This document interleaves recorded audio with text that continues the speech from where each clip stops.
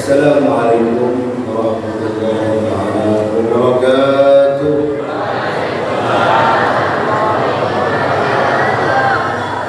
Bismillah, alhamdulillah, wassalatu wassalamu ala rasulillah Sayyidina wa maulana Muhammad ibn Abdullah wa ala alihi wa sahbihi wa mawala. Wala hawla wala quwwata illa billah. Amma ba'd. Al-muhtaramun wal mukarramun, para alim ulama, para kiai, para ustaz, para guru, tokoh masyarakat, para pemerintah, para hadirin dan hadirat, wabil khusus penyelenggara Isra wal Mi'raj, wabil khusus ketua masjid Bapak Haji Firdaus yang dimuliakan Allah. Mudah-mudahan semua yang ada di sini, semua yang kita hajatkan, yang kita niatkan digabulkan oleh Allah Subhanahu wa taala. Berkah daripada Nabi Muhammad sallallahu alaihi wasallam. Kita berdoa kepada Allah, mudah-mudahan yang sakit disembuhkan oleh Allah Subhanahu wa taala, yang punya hajat dikabulkan hajatnya, hajat dunia, hajat akhirat, dan mudah-mudahan dijauhkan daripada segala penyakit zahir, penyakit batin, dijauhkan daripada godaan syaitan rajim, yang bermanfaat, taat kepada Allah, taat kepada Nabi, dan bermanfaat bagi umat Nabi Muhammad sallallahu alaihi wasallam. Amin ya rabbal alamin. Ma'asyiral hadirin wal hadirat yang dimuliakan oleh Allah Subhanahu wa taala. Isra wal Mi'raj dengan tema meningkatkan ibadah, kualitas akhlak dan ibadah. Tentu jangan pernah kita melupakan akhlak dan ibadah ini saling berkaitan. Ini tema yang sangat bagus. Ibadah dan akhlak itu pasti berkaitan. Tidak ada orang yang ahli ibadah yang tidak berakhlak. Ada orang berakhlak tapi tidak ada ibadahnya. Sebagaimana zahir dan batin saling melengkapi, saling menyempurnakan, dan disitulah keberkahan ibadah, tumbuhnya akhlakul karimah. Ma'asyiral hadirin yang dimuliakan oleh Allah Subhanahu wa taala. Allah Subhanahu wa taala berfirman, A'udzu billahi minasyaitonir rajim, inna sholata tanha 'anil fahsya'i wal munkar. Sesungguhnya salat mencegah daripada perbuatan keji dan munkar. Oleh Isra Mi'raj di antaranya salat 50 waktu menjadi 5 waktu. Salat inilah yang menentukan gaya hidup kita. Yang tidak salat tambah parah. Yang salatnya setengah-setengah juga parah akhlaknya. Ada yang salat Masya Allah bagus, tapi batinnya tidak bagus, juga tidak bagus akhlaknya. Jadi yang merubah akhlak dalam kehidupan kita adalah sholat 5 waktunya kita. Ma'asyiral hadirin yang dimuliakan Allah, perbuatan keji dan munkar ini adalah sejelek-jeleknya akhlak. Karena mereka di dalam keadaan kemaksiatan kepada Allah Subhanahu wa taala. Semua bisa dibaguskan oleh Allah, dibenarkan oleh Allah, terutama dengan kita mengikuti Nabi Muhammad SAW. Semua kunci kebaikan ada pada Rasulullah. Semua kunci keberkahan ada pada Rasulullah. Semua kunci akhlakul karimah terutama ada dari Nabi Muhammad SAW. Rasulullah mengatakan, Innama bu'ithu liutammima makarimal akhlaq.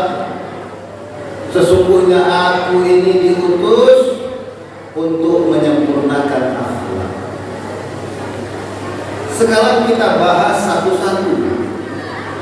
Ibadah berkaitan dengan akhlak. Bagaimana akhlak kita, itulah menunjukkan ibadah kita. Satu-satunya panutan yang wajib kita ikuti adalah Nabi Muhammad. Lihat bagaimana ibadahnya Rasulullah. Kaki beliau bengkak karena banyaknya sholat. Kenapa? Karena Rasulullah tahu bagaimana akhlak kepada Allah. Kita itu harus berakhlak kepada Allah, berakhlak kepada Nabi Muhammad, berakhlak kepada orang tua, berakhlak kepada guru, para alim ulama, dan berakhlak kepada sesama umat Nabi Muhammad. Bahkan kita pun berakhlak kepada mereka yang tidak menyembah Allah dengan aturan-aturan syariat Islam. Semua ini bisa kita kerjakan, kita lakukan apabila ibadah kita, hubungan kita dengan Allah itu baik. Kalau hubungan kita dengan Allah tidak baik, kita tidak mencintai Allah, yang ada kita mendapatkan murkanya Allah, maka dipastikan kita di hidup di dunia tidak ada akhlaknya. Bagaimana mungkin kita berakhlak dengan sesama manusia sedangkan kita saja tidak berakhlak dengan Allah? Jangan pernah percaya dengan orang yang tidak berakhlak kepada Allah. Allah saja dia tinggalkan, bagaimana dengan dirimu?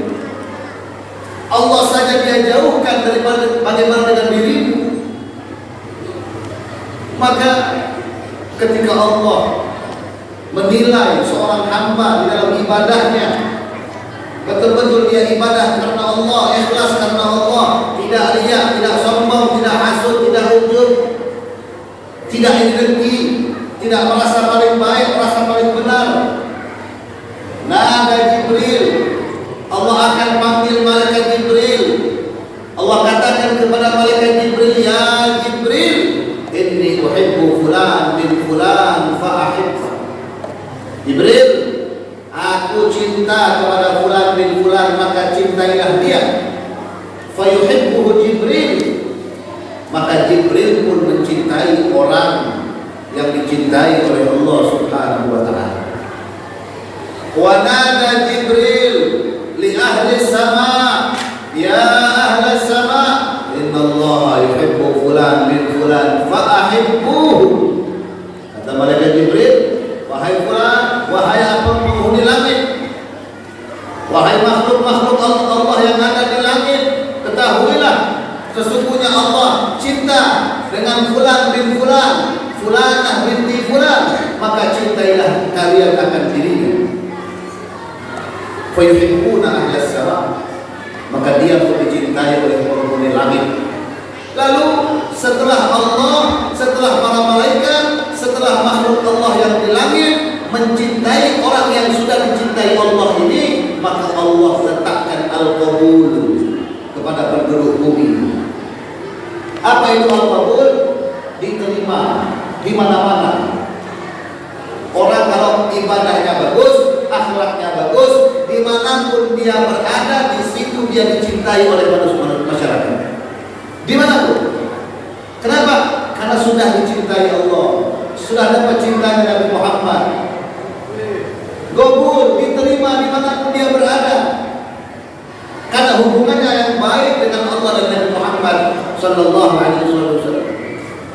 Maka di sini di dalam sejarah Nabi Muhammad, pelajaran besar yang bisa kita ambil bahwasannya Rasulullah menguatkan hatinya, hubungannya terlebih dahulu kepada Allah, baru akan diletakkan al-qabul, diterima ketika kita hidup di dunia.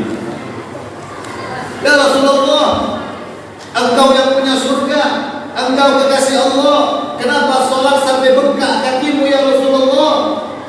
Nabi hanya menjawab simpel pendek, afala akun abdan syakura, apakah aku tidak boleh jadi hamba yang bersyukur?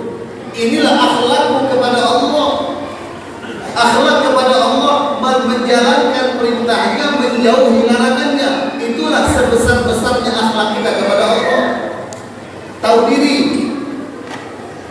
Untuk apa kita diciptakan di dunia ini? Untuk ibadah kepada Allah.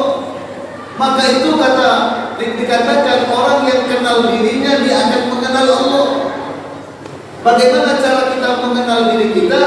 Wa ma khalaqtul jinna wal insa illa liya'budun. Kita diciptakan untuk ibadah. Kita diciptakan untuk menyembah, mengabdi kepada Allah, menjalankan segala perintahnya, menjauhi segala larangannya.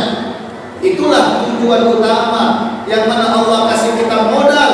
Apa modalnya? Umur, kesehatan, afiat, akal yang sehat, dan modal utama dijadikan kita Islam, iman, menjadi umat Nabi Muhammad sallallahu alaihi wasallam. Rasulullah mengatakan, aku jika sedang bermesraan kepada keluargaku, tetapi ketika datang waktunya ibadah kepada Allah, maka aku tinggalkan semua kesenangan dunia. Rasulullah mengatakan, uhibbu min dunyakum min thalath. Aku cinta hidup di dunia ini karena tiga inilah yang menyebabkan aku suka hidup di dunia. An-nisa, pernikahan. Nabi senang dengan menikah. Yang kedua, at-tatayyub, al-itir, wangi-wangian.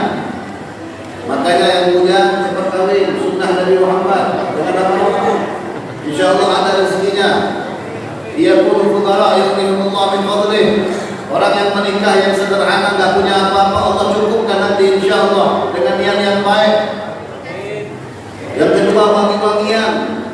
Jadi kalau ngaku menjadi umat Nabi Muhammad harus wangi. Ini ke masjid bau ketek, alhamdulillah. Ke masjid tak mandi, tak sikat gigi. Pas takbir Allahu Akbar pingsan kanan kiri. Ngaku umat Nabi Muhammad tapi bau. Nabi tak senang sama umat yang bau. Nabi itu senang dengan umat yang bersih. An-nadhafatu minal iman. Kebersihan menunjukkan dia orang yang beriman. Makanya orang sholat itu bersih badan, bersih tempat, bersih pakaian. Supaya apa?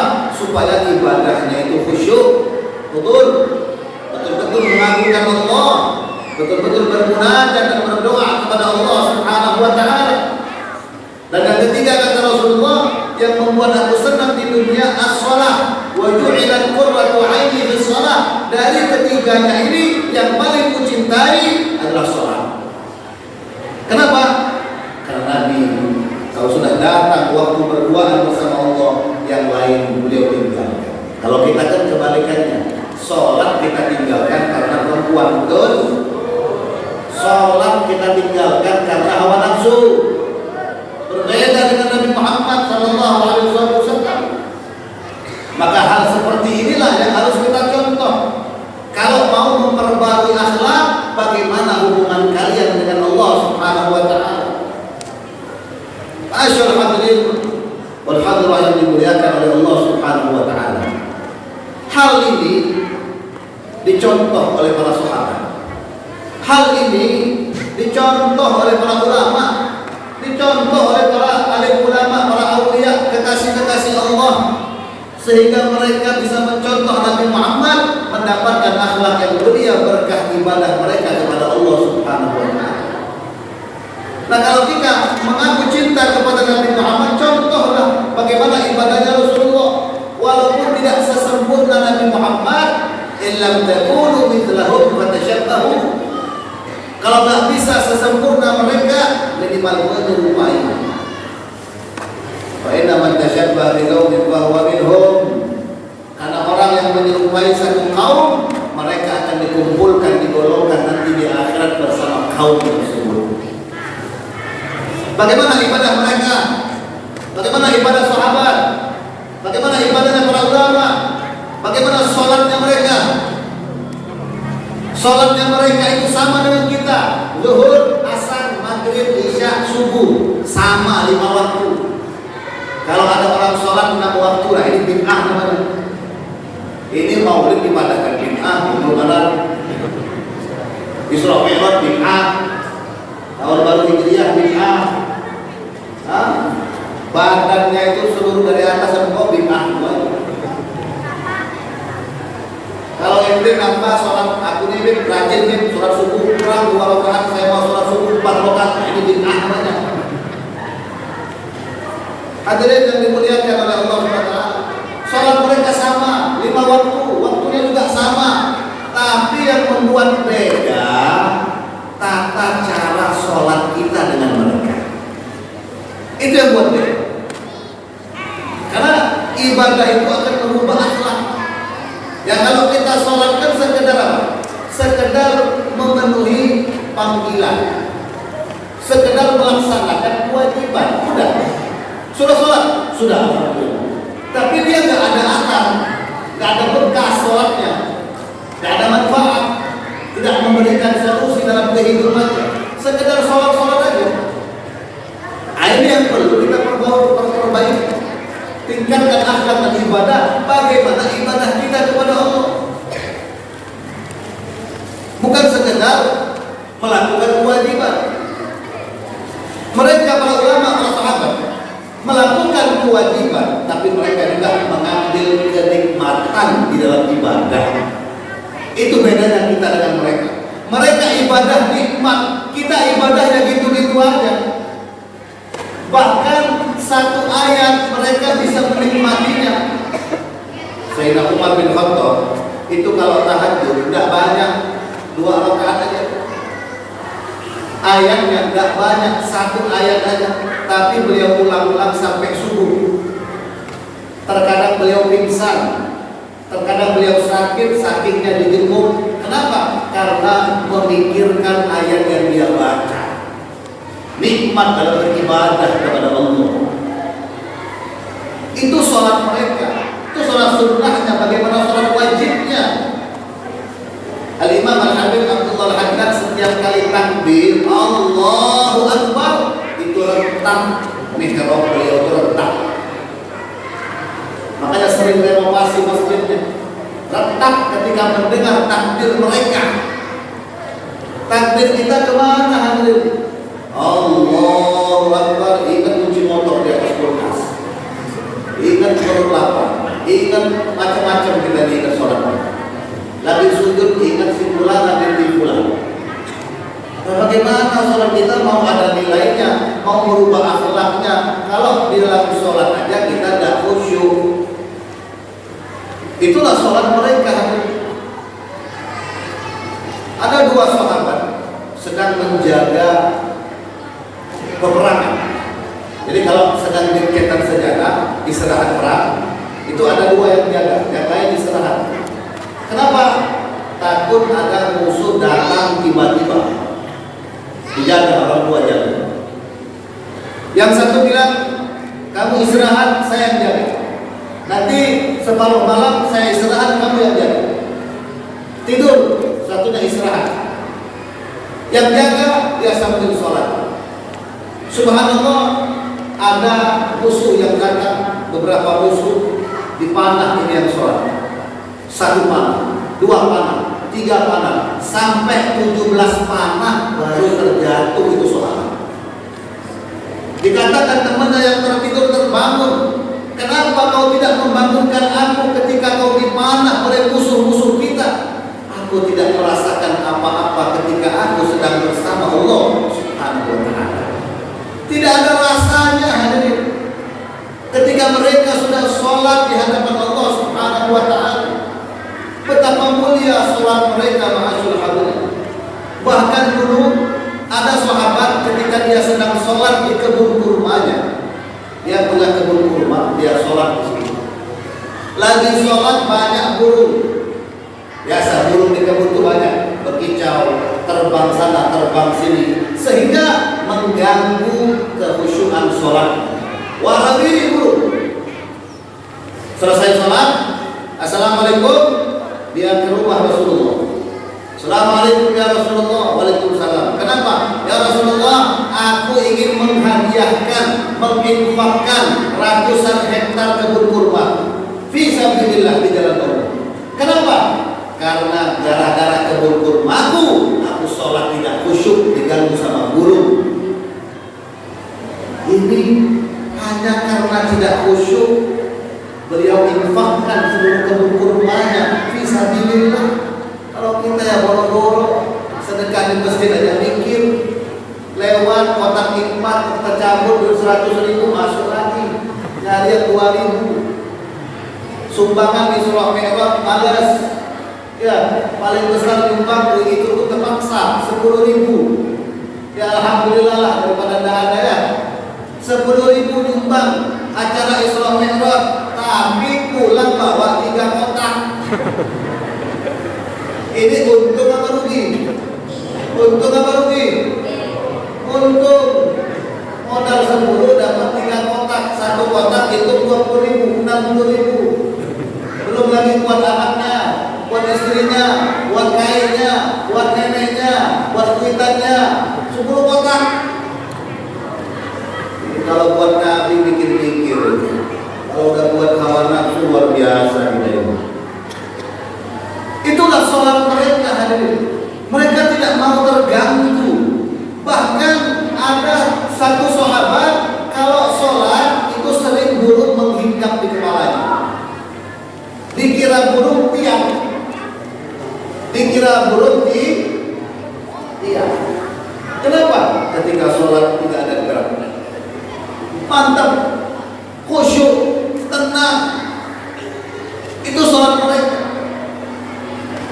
Karena di Jawa itu ada sholat tarawih 7 menit bilang, 23 rakaat rame pengikutnya. Kalah-kalah ayam tadi makan beras.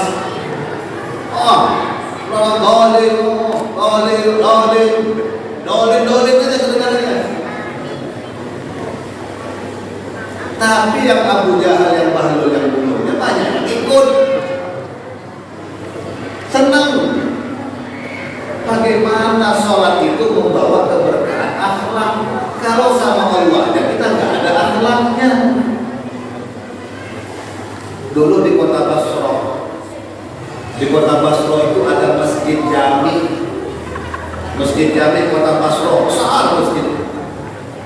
Suatu ketika dalam sholat zuhur, ketika sholat zuhur, imam dan para makmum sholat, roboh satu tiangnya roboh. Tiang yang paling besar itu roboh, sehingga suara tiang yang terjatuh ini sampai beberapa kilo kedengeran orang-orang yang di pasar. Jadi orang-orang pasar ribut, suara apa itu? Suara apa itu? Aneh bin ajaib yang Masya Allah, yang di dalam masjid tidak dengar. Yang dalam masjid tidak dengar. Assalamualaikum baru sadar ada yang masjid yang roboh. Kenapa? Lisyiddat istighraqihi bis-shalah. Karena mereka tenggelam dalam sholat. Kalau sudah mereka takbir itu tidak ada pikiran selain Allah. Karena apa? Karena definisi sholat itu kita harus tahu. Definisi sholat doa. Kita itu menghadap Allah, berdoa, bermunajat. Makanya bacaan sholat itu rata-rata doa.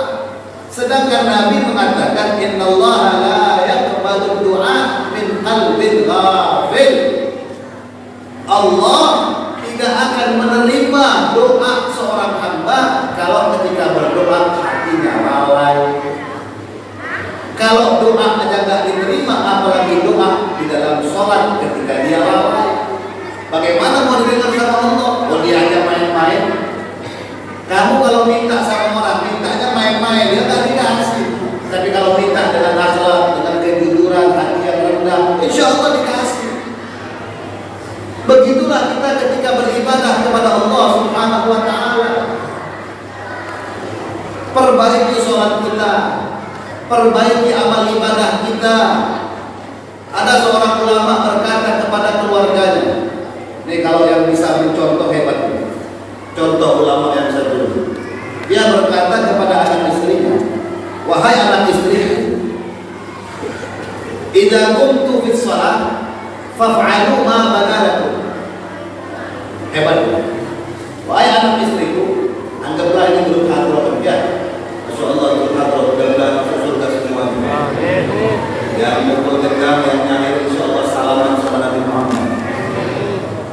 wahai grup hadroh, nanti kalau belum sholat biar berhapsian main gendang sekencang-kencangnya. Wahai anak istriku, kalau saya sholat main terserah, mau main gendang, mau ribut kan, tapi syaratnya kalau lagi sholat kan kebalik. Kalau kita kan kebalik, kalau kita lagi sholat ada ribut bertamparan, insya Allah nggak khusyuk, apalagi sholat sambil sakit gigi. Tapi ini seorang ulama yang luar biasa. Kenapa? Fa inni la uhissu bikum, karena aku tidak merasa apa yang kalian mainkan. Kalau aku sudah takbir Allahu Akbar, terserah mau berhapsilah, terserah mau gendang, terserah, aku udah dengar lagi sudah, karena hatiku sudah nyambung bersama Allah Subhanahu wa taala. Al-Imam Rabi' bin Haytham, Al-Imam Rabi' bin Haytham, beliau ketika lagi sholat, beliau itu naruh kudanya depan masjid. Anggaplah mobil kalau zaman sekarang. Dia taruh kudanya, dia sholat di masjid. Tiba-tiba lagi sholat, kudanya diambil orang. Masyarakat teriak, kudamu diambil orang. Dia lagi sholat. Assalamualaikum, dikatakan kudamu dibalikin, dicuri, diambil. Tahu saya. Biar aja. Kenapa emangnya? Itu kudamu diambil, tidak biar aja. Tidak kau kejar, ya ngapain saya kejar? Kenapa tidak kau batalkan? Sesungguhnya sholatku lebih kucintai daripada kendaraan. Sholatku lebih kucintai daripada kudaku. Dan saksikanlah wahai masyarakat, maling itu sekarang sudah kuhalalkan. Tidak ada dosa di hadapan Allah. Kuhalalkan. Kenapa? Karena sholat ahabbu ilayhi min abaihim wa abnaihim wa amwalihim. Sholat di mata mereka lebih mereka cintai dibandingkan harta-harta mereka. Semua itu butuh proses. Proses yang pertama yang harus kita benarkan hawa nafsu. Karena yang mengganggu kita itu setan. Karena setan itu pernah bersumpah ketika diusir oleh Allah, diturunkan dilaknat ke muka bumi, setan berkata, ya Rabb, bi'iddatika wa jalalika, demi keagunganmu dan kemuliaanmu ya Allah, la ruhu ibadat madamat arwahuhum fi ansarihim. Izinkan kami panjang umur mengganggu hamba-hambamu yang masih hidup. Yang masih hidup aja, yang mati tidak lagi. Kami akan menggoda mereka. Ketika mereka ke kanan, kami belokkan ke kiri. Ketika mereka mau ke masjid, kami belokkan ke tempat tongkrongan. Ketika mereka mau majelis, mau salawatan, Isra Mi'raj, kami ganggu mereka. Kami pegang kakinya, kami gantung di mana? Di mata mereka, biar gantung. Dengan alasan yang banyak, alasan macam-macam, capek, malas. Nanti insya Allah ada urusan dan segala macam. Digoda. Makanya orang kalau mau dekat sama Allah itu lebih banyak setannya. Ya kalau mau ke diskotik tidak ada setan yang ngapain, kalau mau ke rumahnya kok sampai diganggu. Tapi kalau ke tempat-tempat ibadah itu banyak setannya. Semakin tinggi derajat kita mau dekat dengan Allah, semakin banyak setannya. Ya, makanya setan itu paling takut sama suara azan, makanya kencangin azan. Paling takut. Kata Rasulullah, setan itu kalau dengar azan lari terguling-guling, kencing-kencing dia. Makanya kalau banyak setan azan dia. Kencangin syiar Allah Subhanahu wa taala. Jadi hadirin, naik kelas 1, dari kelas 1 kelas 2, kelas 2 ke kelas 3 itu ujiannya udah makin susah. SMP makin susah, SMA makin susah, kuliah tambahnya susah. Nah begitulah orang kalau mau dekat kepada Allah. Ya kalau mau dekat tidak ada ujian ya mau ngapain? Siapa kamu? Bagaimana kamu dibandingkan Rasulullah? Ujian kita ini tidak seberapa. Rasulullah itu ujiannya banyak, padahal Nabi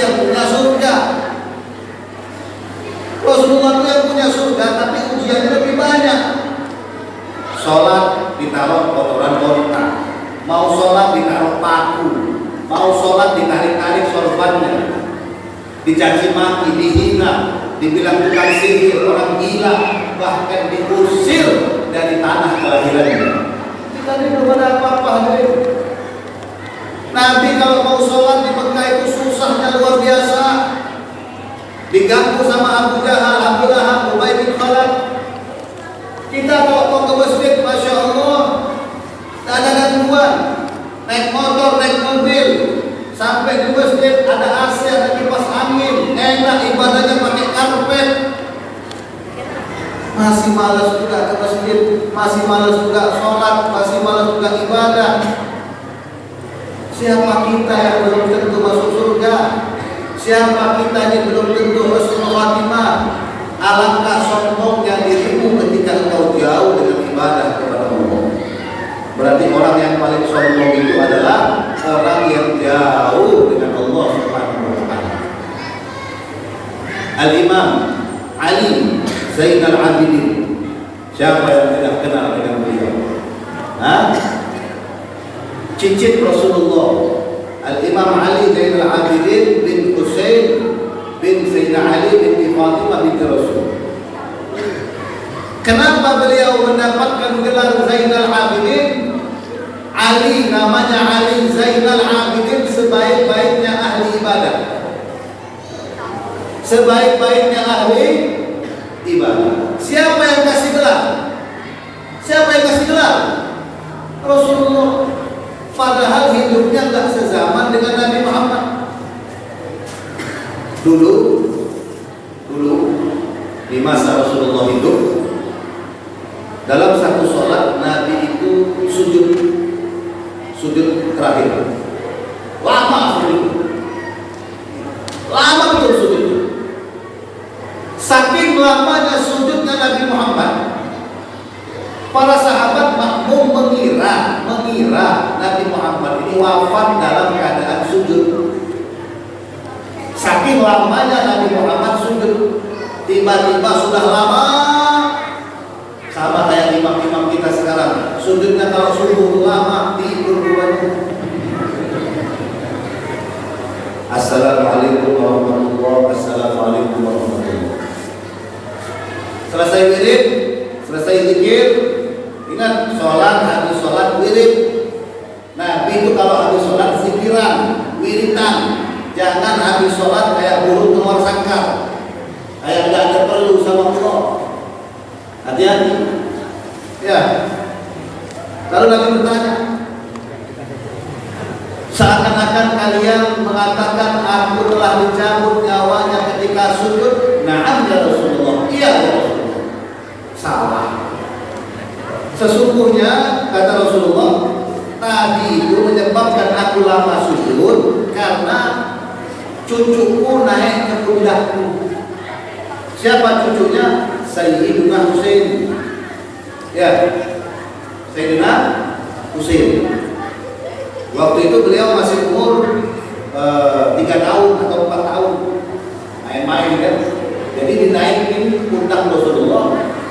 Aku tidak mau mengangkat sujudku karena aku takut cucuku nanti terjatuh. Inilah kasih sayang Nabi dengan keluarga. Jadi dibiarkan sampai Sayyidina Husain itu turun sendiri. Saking sayangnya Rasulullah. Ketika Rasulullah lagi duduk santai, selonjoran bersama sahabat namanya Jabir bin Abdullah. Sahabat namanya Sayyiduna Jabir bin Abdullah. Sayyidina Husain itu main kaki Rasulullah. Kadang Nabi itu jadi kuda-kudaan. Jadi kuda-kuda Hasan Husain. Makanya kita harus sayang sama anak-anak kita, cucu-cucu kita. Lagi main-main di kaki Rasulullah. Rasulullah bertanya kepada Sayyidina Jabir, "Ya Jabir, lebih ya Rasulullah, tahukah engkau nanti di padang mahsyar di akhirat Allah akan memanggil hum sayyidul abidin, berdirilah pemimpinnya orang ahli ibadah. Nanti di akhirat Allah manggil pemimpin ahli ibadah berdiri. Tahukah engkau siapa yang berdiri hari itu?" wa rasuluhu a'lam. Allah dan Rasulnya lebih tahu.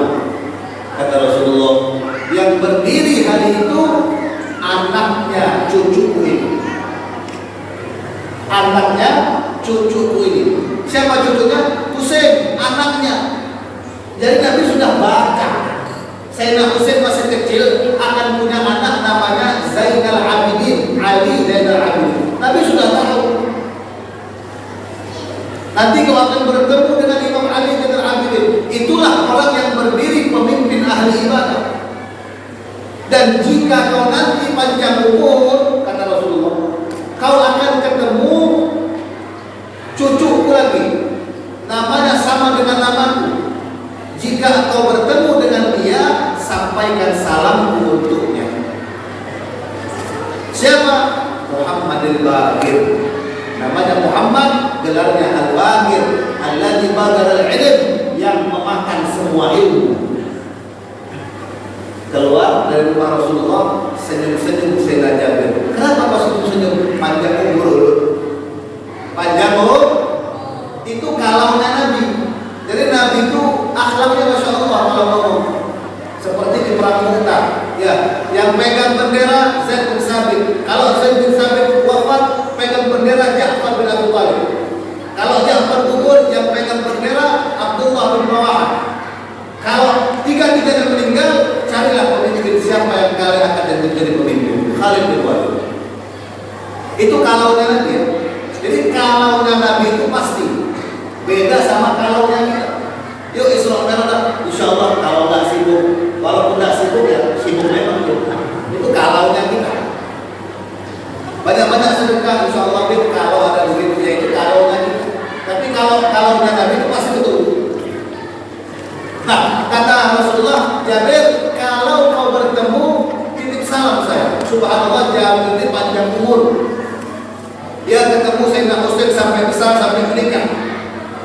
Punya anak Ali bin Abidin, punya anak Muhammad al-Baqir. Ketemu 120 tahun lebih umurnya. Ketemu dan beliau katakan titip salam daripada Rasulullah ketika Datuk Husain masih bayi. Lihat Ali Zainal Abidin. Kenapa beliau dapat gelar Ali Zainal Abidin? Subhanallah, ternyata memang beliau itu kalau sudah ibadah lupa dengan segalanya. Suatu hari beliau sholat di dalam rumahnya, lagi sholat tahajud, rumahnya terbakar. Sehingga orang kampung berusaha memadamkan api dengan air mereka sambil berteriak, Al-Harib ya benar Rasulullah, kebakaran wahai cucu Rasulullah, keluar wahai cucu Rasulullah, kebakaran wahai cucu Rasulullah. Tapi Imam Ali Zainal Abidin tidak keluar. Dikira orang kampung sudah meninggal dunia, terbakar sama rumah-rumah. Subhanallah, api padam, keluar Sayyidina Ali. Keluar dengan jubahnya, dengan imamahnya, dengan senyumannya, suara wajah yang bersinar penuh cahaya. Alhamdulillah, kata orang kampung. Dari tadi kami teriak-teriak, masa kau tidak dengar? Apakah kau tidak merasakan api yang membakar rumahmu ya Imam Ali? Apa kata beliau? Beliau menjawab simpel, singkat, padat, al-hadni anha narul akhirah. Melupakan aku api dunia karena aku sedang menghadap api akhirat. Lupa. Mau kebakaran panasnya bagaimanapun tidak terasa saya. Kenapa? Karena aku lagi sholat. Orang sholat itu selain ingin masuk surga, takut akan neraka. Aku ini kepikiran bagaimana panasnya api neraka, sehingga api dunia ini tidak ada apa-apanya hari ini. Kok bisa beliau sholat sampai seperti itu?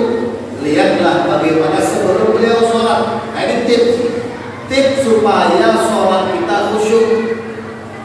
Nih saya ajarkan bagaimana supaya sholat kita khusyuk. Mulailah khusyuk dari berwudu.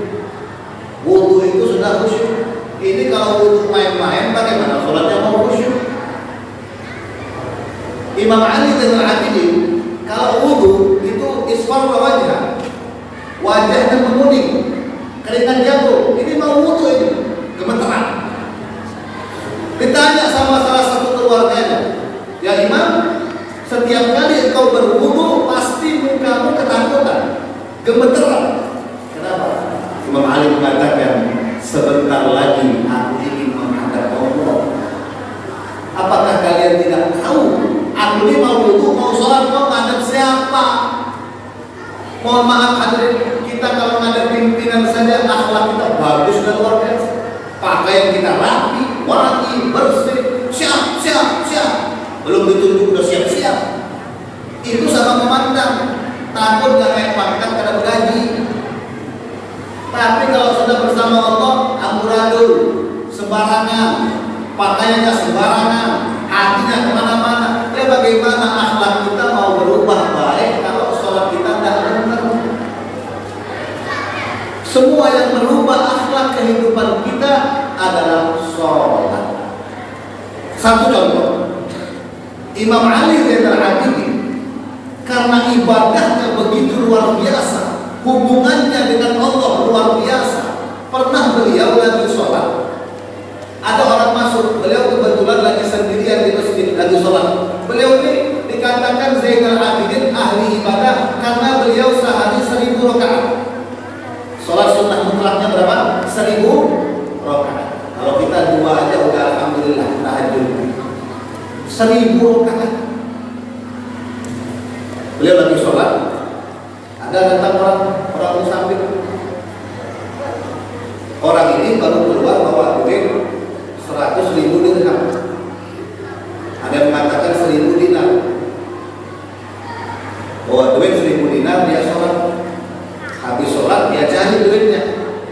Kemana duit saya? Ya, kok tidak ada? Dia lihat di masjid ada satu orang. Ketika dia balik ke masjid, apakah kau lihat duit saya ketinggalan? Tidak ada, bilang. Ditanya sama Sayyidina Imam Ali bin Abidin, pasti kau yang ambil. Kenapa? Karena satu-satunya orang di masjid yang ngaku lagi sholat. Jangan pura-pura lah, ngaku aja. Kembalikan duit saya. Itu 1000 dinar banyak duit saya. Imam Ali dengan akhlakul karimah, akhlak yang begitu luar biasa, akhlak yang mewarisi Nabi Muhammad SAW.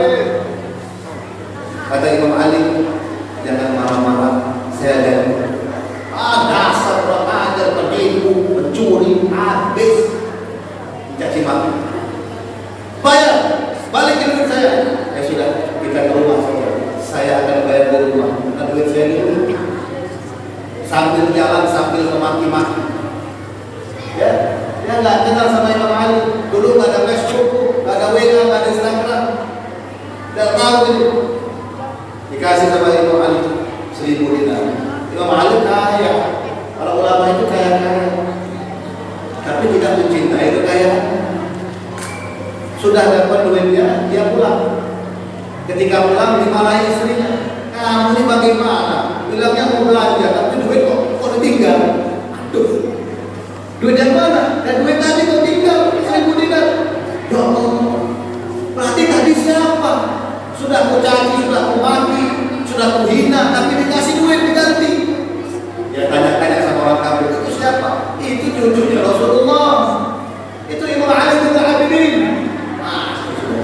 Minta maaf dia, minta ridho, salaman, kata Imam Ali, sudah tidak apa-apa. Sebelum kau minta maaf sudah ku maafkan. Ini akhlak. Lalu kata orang tersebut, ya Imam, ini duit sampean 1000 dinar. Nah, itu buat kamu, jangan dibalikin. Kenapa? Kami ahlul bait kalau sudah keluarkan dan kami ambil lagi. Sedekah, hadiah. Ini namanya akhlak.